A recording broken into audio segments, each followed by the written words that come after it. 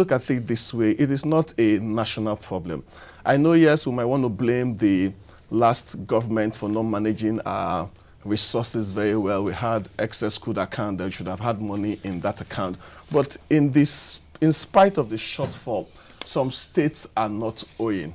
So if it was the shortfall that was the reason, it means all the states in the nation should be owing. But some states are not owing in spite of the shortfall. So I think it is not a national problem. I also think it's not a party problem, because you can't say it's APC or PDP. There are APC states that are owing. There are PDP states that are owing. It's not also the resources of the states. Some states like Rivers State that we mentioned, I even read in the news that Akwa Ibom also are owing. Why a state as small as Ebonyi that doesn't have the kind of resources that Rivers has, Akwa Ibom, as is not owing? I think it has to do with the leadership of that state, not the resources and not the national problem.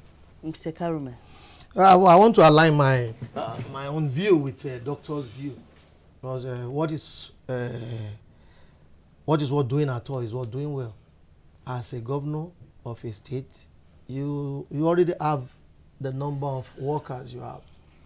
The governor cannot lay claim to the fact that he doesn't know the number of workforce in that state, and planning towards effectively, I use the word effectively, paying their salary, because a laborer is entitled to his wages, to really get the best out of them. If I'm not paid, if I'm an employee of a particular firm now, take for instance, and I'm not well paid, or they refuse to pay my salary, the enthusiasm that I'll put into that work will reduce, no matter how good one will be on his job. So, like Doctor rightly said, that all other maybe revenues should not be blamed, rather the leadership there. Because he said they should have factored everything, probably what they receive here and what they did not receive, factor into what they have on ground, so that they will know who and how to properly remunerate these workers. So what do you think could be the cause of this? Well, my own view on this is that the leadership, the governors, should look inward and see that they don't fall into such mistakes again, because I see it from the leadership angle. Dr. Ubah? I think it's two things. I call it one, lack of vision, and the second thing is over-dependence on the national purse. During the times of abundance, when oil prices were at the record high, the allocation was so much. So they had money, they could play away with money, they could do a lot of things with money, because money was coming every month. So these governors did not have vision to say, okay, we have a lot coming in every month. Should we put some aside? Should we invest it? What do we do with this money? They were just having parties, spending the money the way they like. Now, when the money, the revenues from the national purse reduced, they were somehow in a fix. So that's the two things, lack of vision and over-dependence. They didn't diversify their revenue stream. Most of them were depending on the national purse. Take Lagos State, for example, that has increased their IGR to almost 24 billion every month from diversifying its purse from depending on the national purse. Most of these state governors did not look into the future and ask themselves, okay, how do we increase other revenue streams apart from depending on the national purse? So anything that happens to the national purse has the ripple effect on the state, and that's why most of them are stranded today. If they had vision and they diversified their revenue stream, perhaps they will not be in this situation. But a lot of them are claiming that because of the programs, developmental programs, infrastructures that they are doing, this is causing them for their revenue to shoot up. Do you think this has anything to do with it?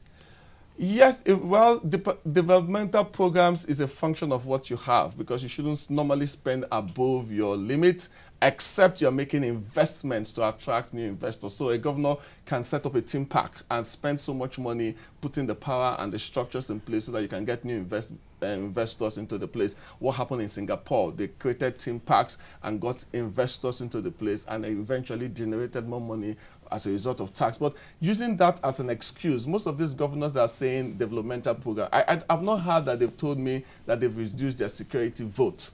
I've not heard that they've told me that, okay, for them as governors and legislators, they've reduced their salary by 50%. I've not heard that the legislators are being owed. And some of these governors have not paid pensions, but when they were leaving, they gave themselves life pensions. They gave themselves cars, gave themselves money. So I think for me, those are excuses. The main problem is a lot of them do not think that the welfare of their workers are important. Yes, they do not think so. Because if they think it is important, they would have done things differently. Do you think that there's anything legally that can be done about this?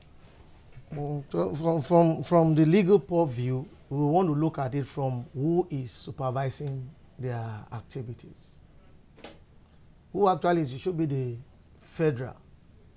And from what I've known so far in Nigeria, I don't see how the federal can actually checkmate them. When they too are when they I want to use the word going ultra vires. Like it said, I mean, they were just spending money. But I still believe that even the money they get from the federal government should be more than enough even to pay. When you're talking about salary first, should be more than enough to pay salaries. Then you're talking about investment, talking about inviting investors and developing the states. At least they have a budget. What is that budget meant for? You don't spend outside your budget, and if you have to do it, there should be cogent reasons for that.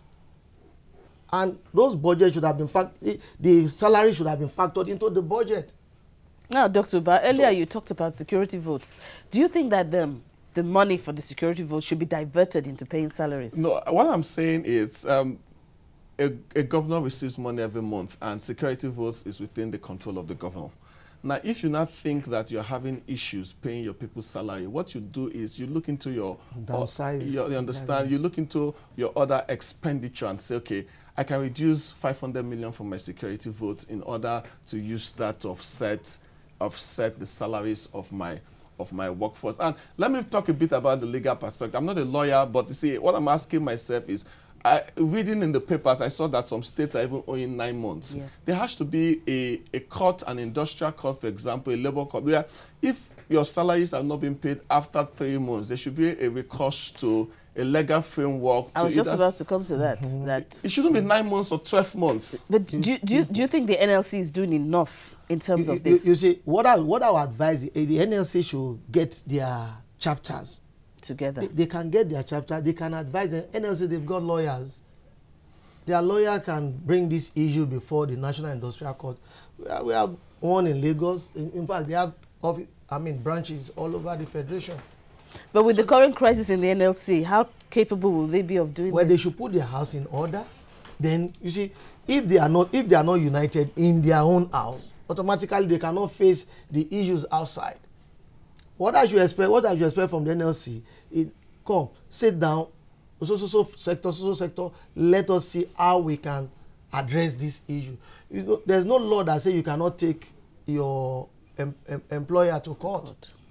Dr. Ubah. Okay, not above the law. Exactly. I think it still boils down to leadership, because you think if the governors lack the foresight, the insight, the leadership capabilities to lead their state, then the citizens, the NLC, should be able to hold them accountable. But what happens most time is that the governors will have 1 or 2 NLC people as in their books, and they are good friends to the governors, so they don't care about the welfare of the people. It's the reason why you have this divide and rule, because if you understand that we are here for one singular reason, to serve our people, then the divide and rule system would not operate, because I am here to serve my people. So when NSC is divided, how can they put a united front in order to defend the people they are meant to serve? But most of them are fighting to get into positions for personal and selfish interests, and it's the reason why they cannot defend their workforce or the people they are meant to serve. So if I get into that position, and based on the perks of that position, I am comfortable, then I'm not really interested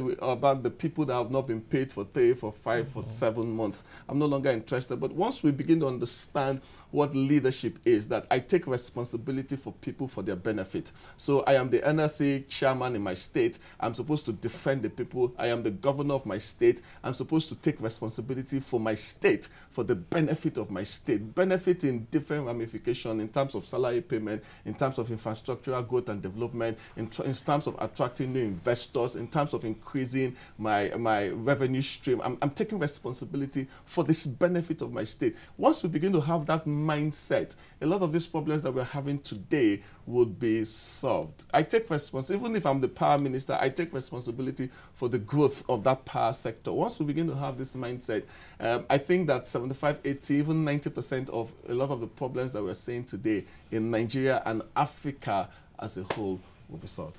But in the absence of this, right now, what can be done? There has to be a way of holding our leaders accountable. How?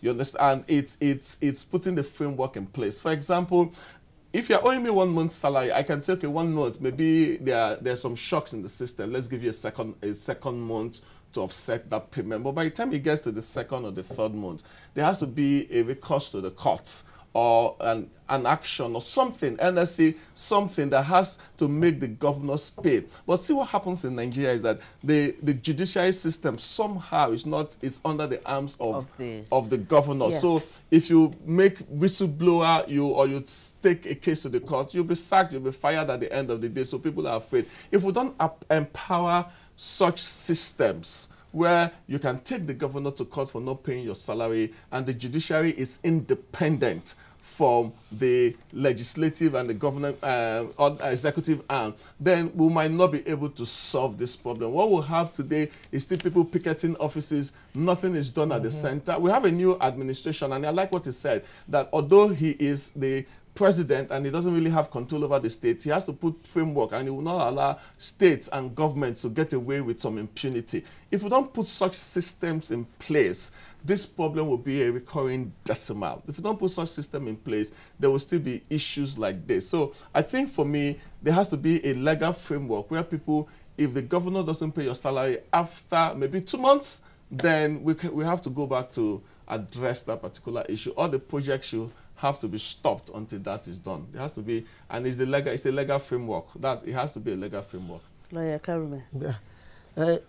To my own mind, I should be looking at a situation where the lawmakers, I mean, from the national, maybe House of Rep, Senate, can put up a bill that will ensuring that no person, whether private or government, should owe their workers more than, maybe when it's more than a month, maybe 1 month, you should give them reasons why this is so. Because people do it, and even particular private sectors. Because I know in the private sector, there are some people in the private sector who are owing workers more than a year's salary. Yeah, and they will tell you, they will ask you to go away. See, there's a particular case that came to me. I wrote a letter to the employer. Then he now wrote back that one lucky Karume who claimed to be a lawyer. I now took the matter up in Panti. He was arrested immediately. I said, if you said I claim to be, were you the one that called me to the Nigerian bar? So you have to tell the whole world that I claim to be. He ran away. Today he's still being looked for. So when from the private sector to the public sector, we should ensure that there is a framework on ground to telling these players, that is the governor or whichever person that is in charge, to pay salaries as at when due. And if there's going to be any delay, for God's sake, the workers need to be notified. Okay, we're talking about workers. What about pensioners that can't really? Most of them are too feeble to do anything. No, how do we address that? No, they should have the same concession too. They must be well recognized because they put in their best. They were the one that ensuring that structure is on ground today. If they mess it up, there will be no structure like that. There will be no continuity. So something of that nature should be put in place, that no particular, let me put, it should be a shall that must be obeyed. That no government shall You put it sharp. Oh, so. As soon as they leave office, their salary should be made payable to them immediately.